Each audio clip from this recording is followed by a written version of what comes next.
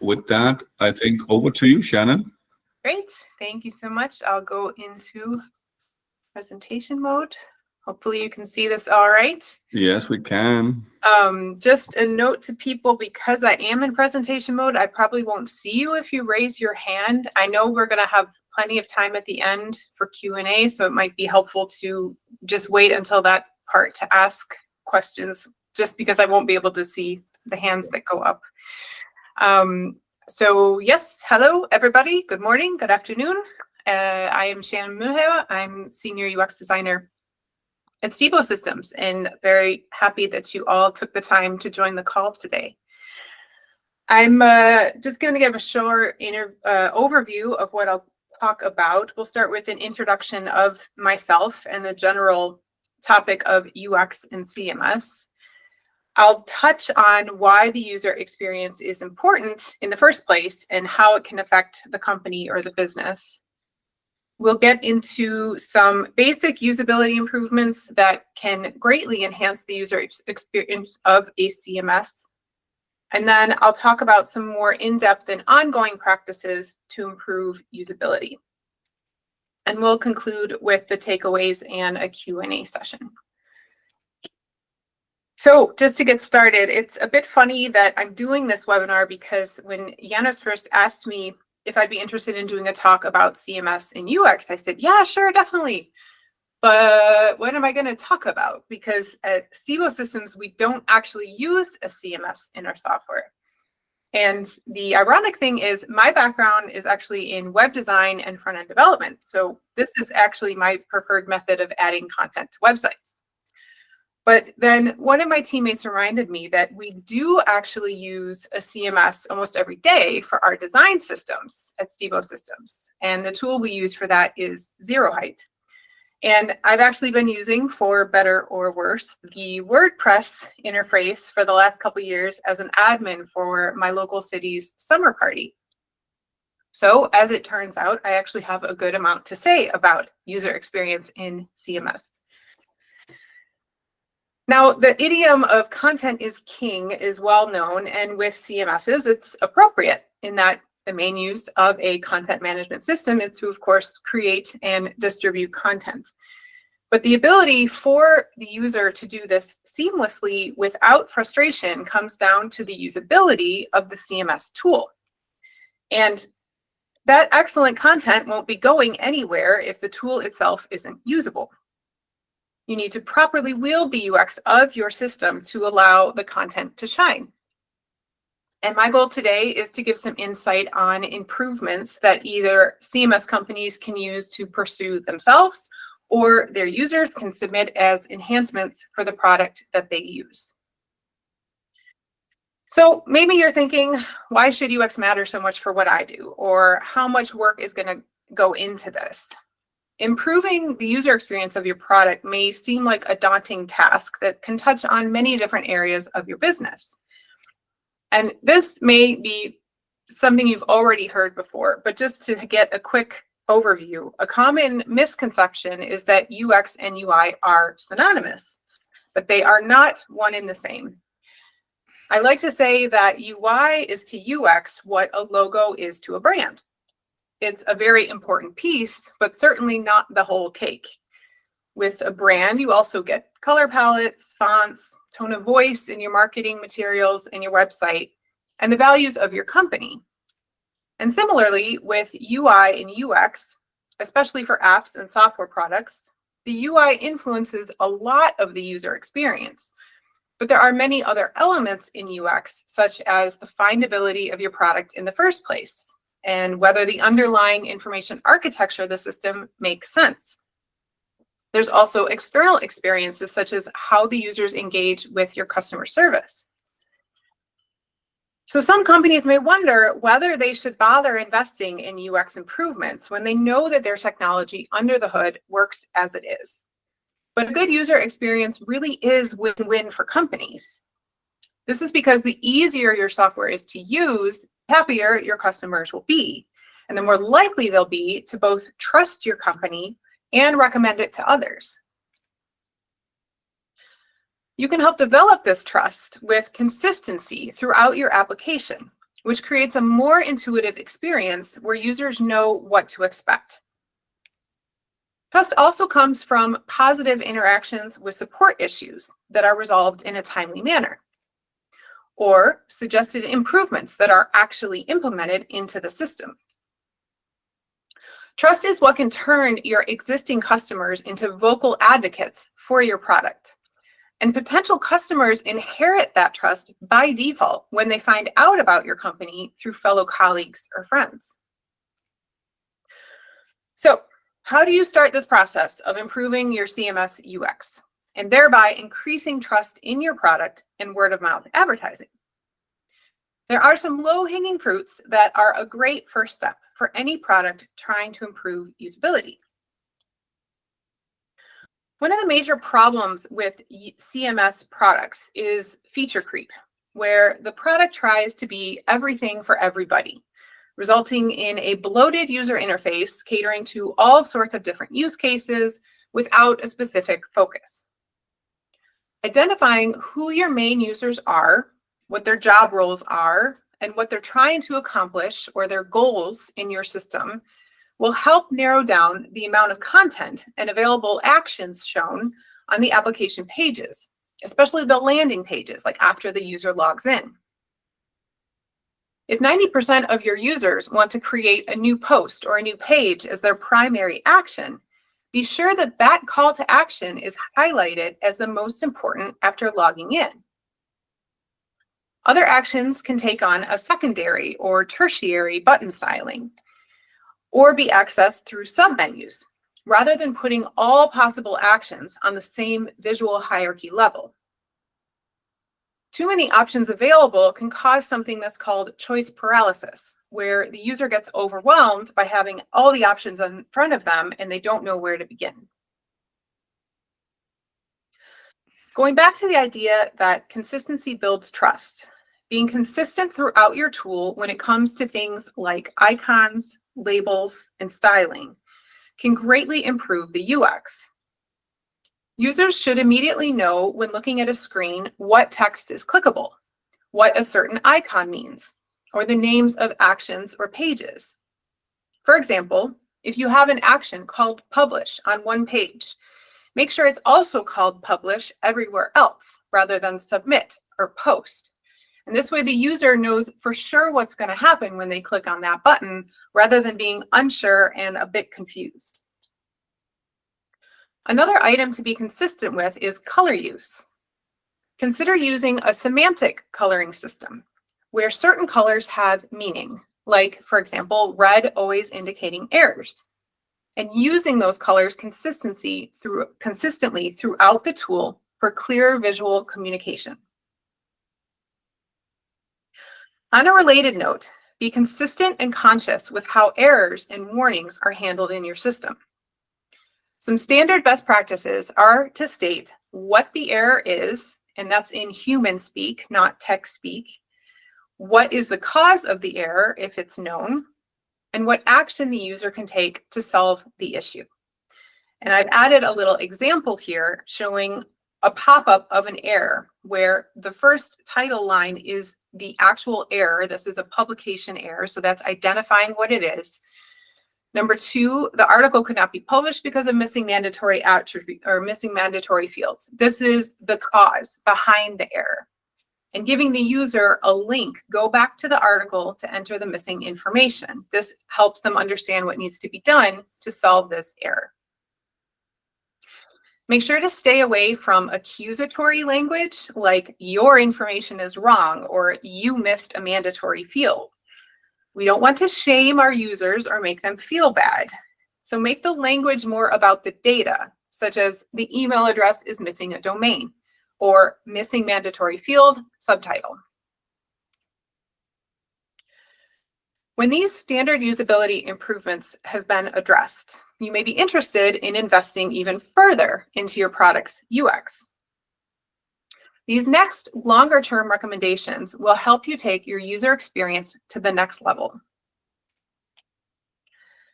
My first recommendation is a continuation of getting to know your users, and that is to create and document your user journeys. There are plenty of online resources and templates to help in this process. But the main idea is you put yourself in your user's shoes and document the flow of their journey within your product. Ask yourself, what are they trying to accomplish and what are their steps to get to that point? Where do they encounter points of friction or pain points? And how do they feel when they're done using your product? Are they satisfied or are they frustrated? Documenting this process can help you identify areas within your product that need improvement. Now, it's much easier to do this with input from real end users. So I highly encourage you to reach out to your customers to get a realistic idea of how they're using your product. This feeds into my next recommendation of doing continuous user research.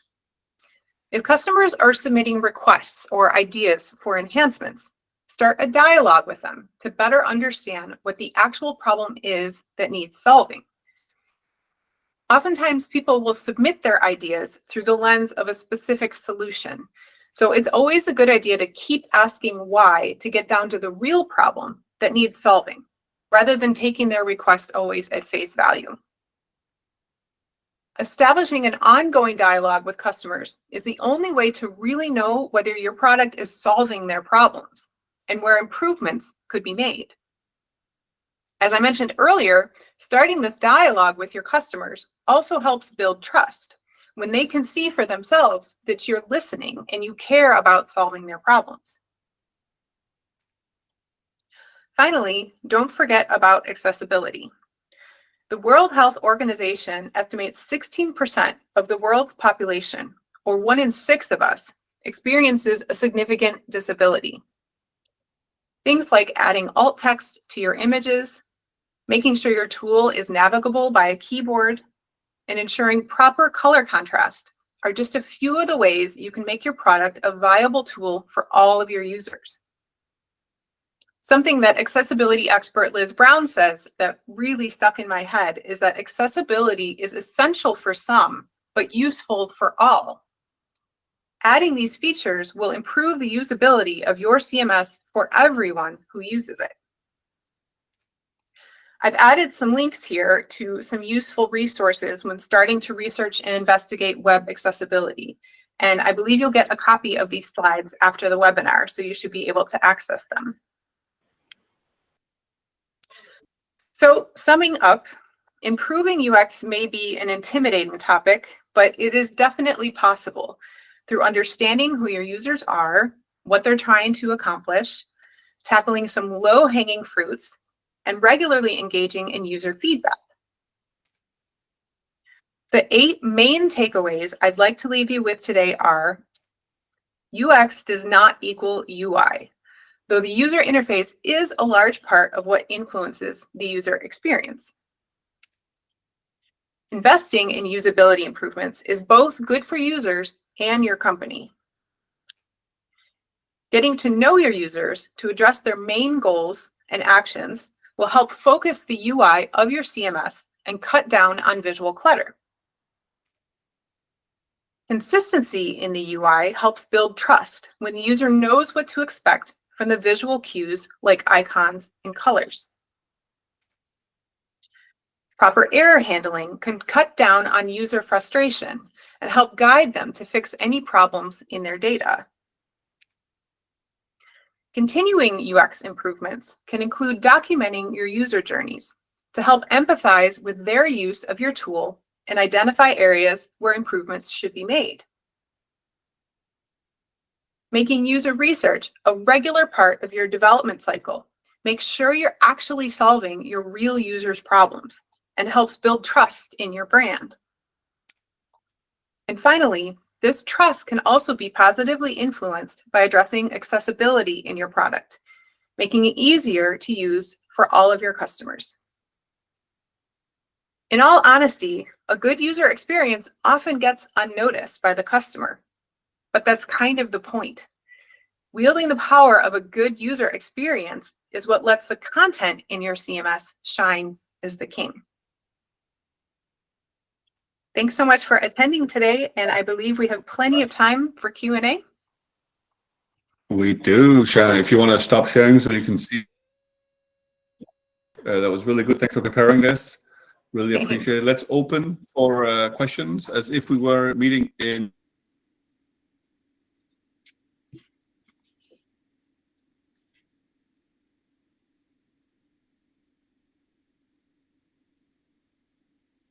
Can't see if there's any hands up. I think Giannis froze there for a I second. think he is frozen. Oh, you're back now. All Giannis. right. Can you hear me again? Yes. All right. Roland, I wanted to call on you because you were also there in Florida, the same with Paul Abdul, where we heard about the race to UX, the race to usability. I was just hoping that you could perhaps comment on the work you've done also in your various CMS roles, Roland, to focus on usability.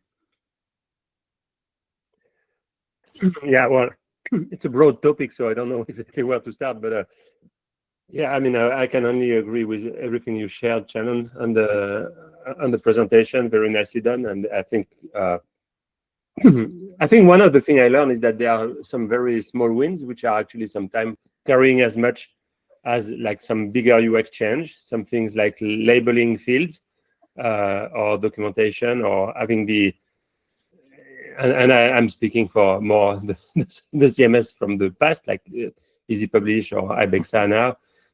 This at some point we were working just on the ability for the content manager who is defining the schema, who is defining the structure, the content types, to have a very simple way to define the labels that will be clearly, like, easily found by contributors when they use the system.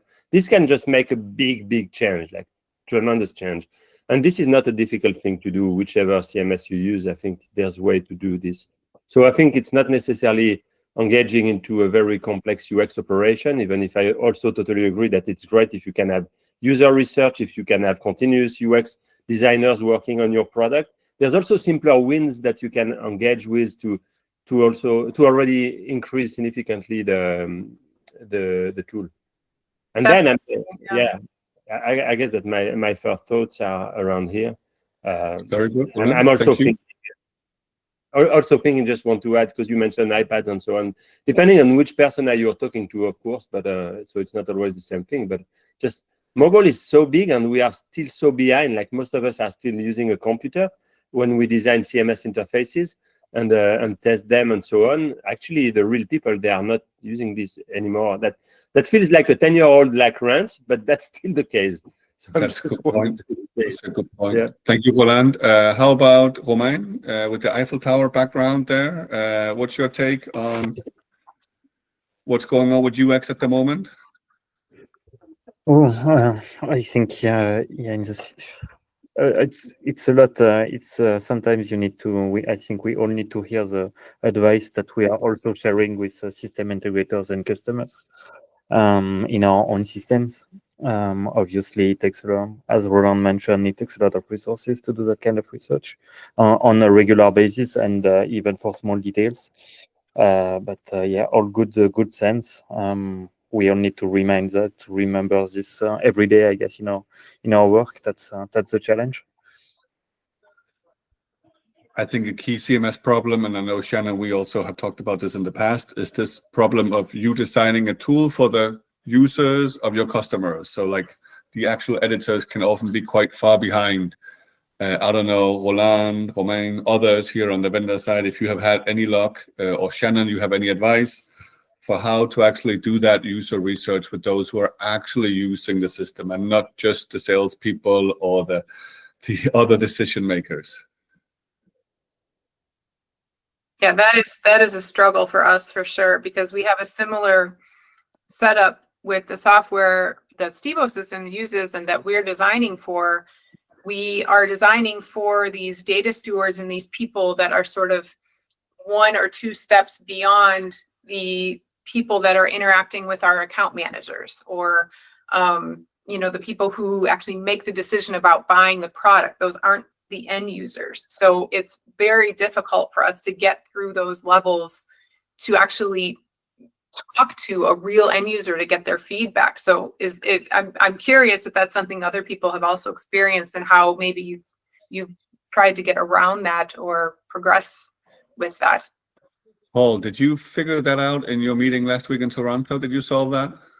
We did not solve that one, but I have had some experience in this where we had regardless of if it's a CMS or any software, the customer journey, I think it is really important to watch the users. So if you're doing a demo or a workshop, and it takes time, so going right to those end users that you were talking about, Yannis, and showing them how you do it, don't do it like that.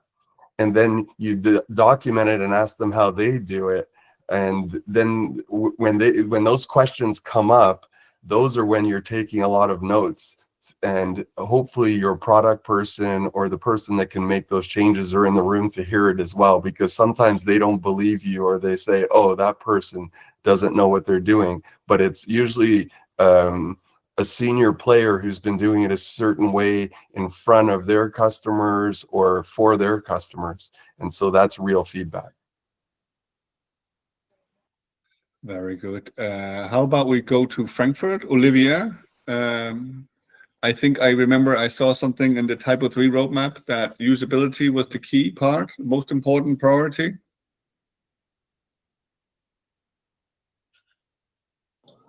Let me unmute first. Sorry. Yes. Well, I was joking with you. You remember when we discussed that. Mainly, my feeling is that most of the CMS interfaces are starting to resemble a lot. So it seems that there's some kind of a consensus on how a content management system needs to present itself to the users. So we have a very old interface, let's say, in this way. It's not state of the art anymore, and I guess with that, the perception is that it's not as powerful as maybe others are. So given that, changing the UI will also change the user experience. Given maybe the core will remain a little bit of the same, but on the other dimension, we have the barrier-free accessibility thing, and I remember reading somewhere that having an interface that is barrier-free is also helping others, the regular users, to achieve a better interaction and a better experience with the system. So maybe reducing an interface to the core use case is also a way to improve user experience. That is what I can say. Very good. I think it connects with what you said, Shannon, on choice paralysis.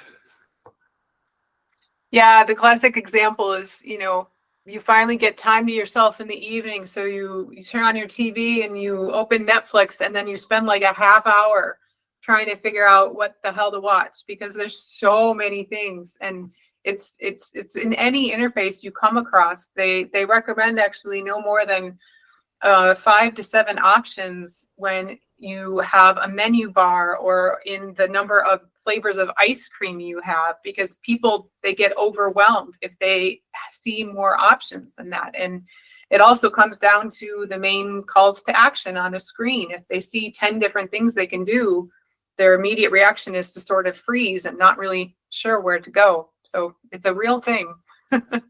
So Shannon, I think I warned you about this before the call, but I'll just ask for a friend. What about AI? Yeah, AI.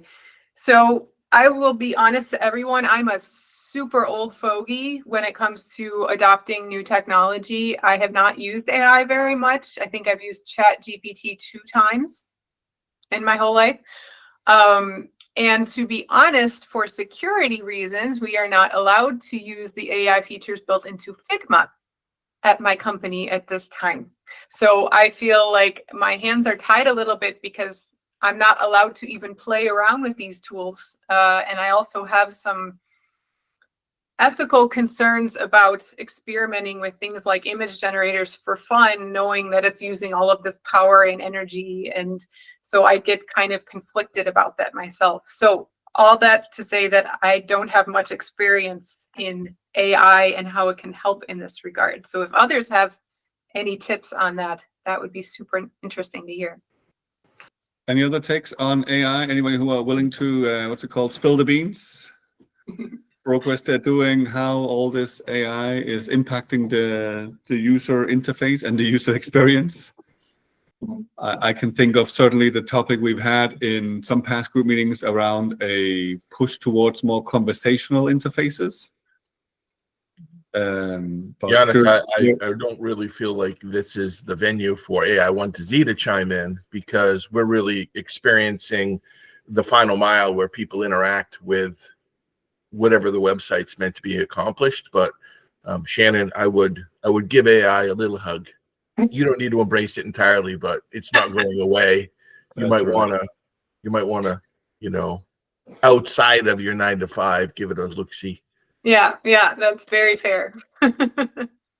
Thank you, Rob, for chiming in. My favorite running sponsor. I ran with the AI1-Z shirt this morning. It's finally getting warmer over here. I think that's all we had. Anybody has anything else here at the end? Me looking at the chat, it's basically just saying that Roland is back at his desk. And then there was a little bit of a more serious comment from Romain. So I think that's all we had. Thank you so much, Shannon. Really appreciate it. Thank you, everybody, for taking the time to join us on a Tuesday afternoon, Tuesday morning. Hope to see all of you soon. Thank you. Take care. Bye-bye. Bye. Bye.